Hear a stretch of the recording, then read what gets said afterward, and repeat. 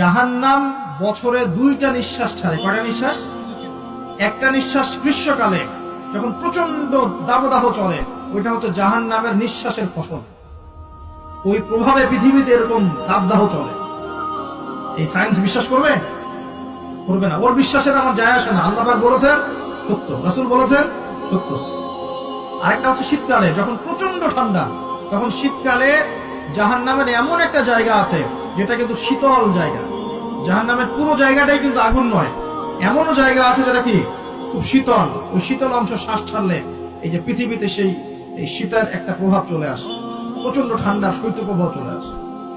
এটা হয়তো অনেকে বিশ্বাস করবে না, মনে করবে যে ধর্মান্ধ কথাবার্তা। হাদিসে আছে নবী সাল্লাল্লাহু আলাইহি ওয়াসাল্লাম বলেছেন, কে সত্যবাদী?